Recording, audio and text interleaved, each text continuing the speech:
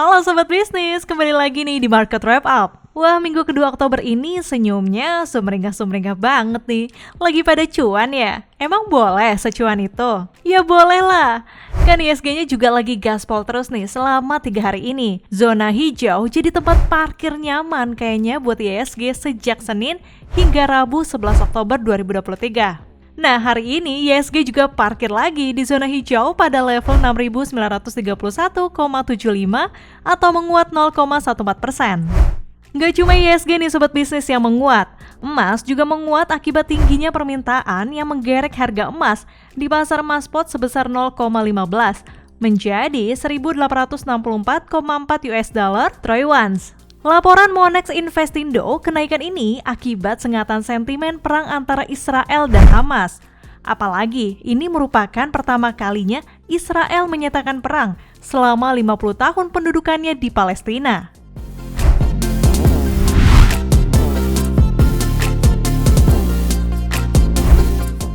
Oh iya, buat Sobat Bisnis, sektor konsumer primer tampaknya jadi magnet bagi perusahaan produsen minuman keras nih. Teranyar, PT Lovina Beach Brewery Tbk mencatatkan namanya di Bursa Efek Indonesia. Emiten dengan kode saham STRK ini berfokus dalam lini bisnis produksi minuman keras, mulai dari crafted beer, soju hingga whisky. Masuknya STRK yang memiliki brand minuman soju Wija ini menambah daftar emiten minuman keras yang ada di Bursa Efek Indonesia. Sebelumnya, sudah ada PT Delta Jakarta Tbk atau DLTA, PT Multi Bintang Indonesia Tbk atau MLBI, PT Jobubu Jarum Minahasa Tbk atau BIR, dan PT Hilton Bali Tbk atau Wine.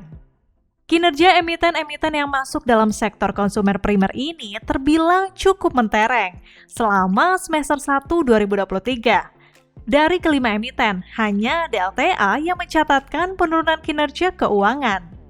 DLTA yang sahamnya dimiliki oleh Pemprov DKI Jakarta mengalami penurunan kinerja pada kuartal 2 2023 sebesar 9,5% dibandingkan periode yang sama tahun lalu atau year on year. Laba bersih sebesar 107,03 miliar rupiah pada kuartal 2 2023 dari sebelumnya sebesar 118,39 miliar rupiah pada kuartal 2 2022. Meskipun kinerja keuangan tersebut menurun, emiten produsen angker ini akan membagikan dividen senilai Rp325 per saham kepada investornya, termasuk Pemprov DKI Jakarta yang telah mendapatkan bagian dividen Rp68,3 miliar dari tahun buku 2021. Ya, kemudian emiten produsen bir bintang MLBI mencatatkan laba bersih MLBI selama Januari hingga Juni 2023. Naik 16,10% dari Rp394,25 miliar menjadi Rp457,73 miliar. Sobat Bisnis, berdasarkan laporan keuangan, kenaikan laba ini ditopang oleh pertumbuhan penjualan semester 1 2023 yang mencapai hingga 13,17% year on year dari Rp1,32 triliun menjadi Rp1,50 triliun. Emiten lainnya, Wine, mencapai laba bersih sebesar Rp20,68 miliar, mengalami lonjakan yang sangat besar sebesar 341,88% dari Rp4,68 miliar. Ya, kenaikan signifikan disebabkan oleh peningkatan penjualan. Penjualan Hilton Bali tumbuh pesat sebesar 71,45% menjadi Rp110,09 miliar dari angka sebelumnya Rp64,21 miliar pada periode yang sama di tahun 2022. Ya, selanjutnya beralih ke produsen minol merek cap tikus, BIR. Di semester 1 2023, BIR membukukan laba bersih tahun berjalan naik 34,42% secara year on year menjadi Rp8,62 miliar. Ya, dibandingkan semester 1 2022 sebesar Rp6,42 miliar. Melesatnya laba bersih BIR didorong kenaikan penjualan bersih 10,29% year on year menjadi Rp25,37 miliar dibandingkan periode sama 2022 sebesar Rp23,7 miliar.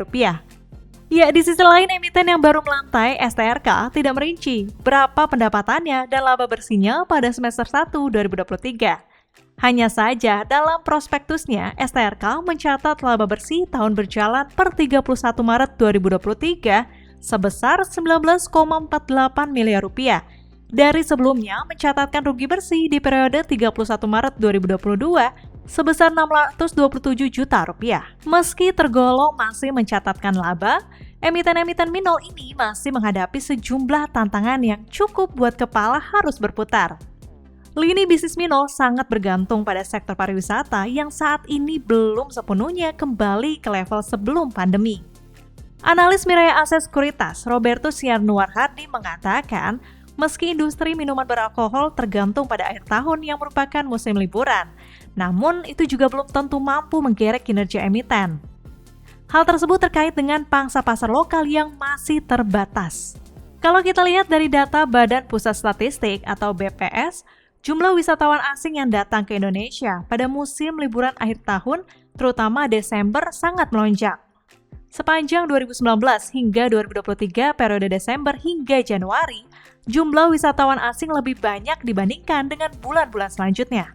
Sebelum pandemi COVID-19 dan PPKM atau Januari 2019 dan Desember 2019, jumlah wisatawan asing tercatat di atas 1,2 juta orang. Pada Januari 2020, BPS juga masih mencatatkan angka wisatawan mancanegara yang besar, yakni sebanyak 1,29 juta. Jumlah tersebut kemudian anjlok hingga hanya 164.000 wisatawan mancanegara saat Desember 2020 dan 2021. Rebound jumlah wisatawan mancanegara kembali dimulai pada Desember 2022 saat PPKM dilonggarkan, sebesar 952.469 orang, serta pada Juni 2023 tercatat sebesar 1,12 juta orang. Meski terdapat peningkatan yang signifikan sepanjang 2023, Robertus mengatakan kondisi wisatawan asing yang masuk juga belum mampu untuk mendongkrak kinerja emiten minol. Wah, semoga saja jumlah wisatawan mancanegara bisa terdongkrak terus dan juga kembali seperti sebelum pandemi. Jadi, tidak hanya bisa dongkrak kinerja emiten minol, tapi juga bisa jadi pemasukan bagi devisa negara. Ngomong-ngomong, Sobat Bisnis, sudah ada rencana liburan kemana nih akhir tahun? Sebelum liburan, fokus dulu cari cuan di pasar modal, biar liburannya jadi tenang dan nyaman. Sampai jumpa di market wrap up berikutnya ya Sobat Bisnis. Sampai jumpa di market wrap up berikutnya ya Sobat Bisnis.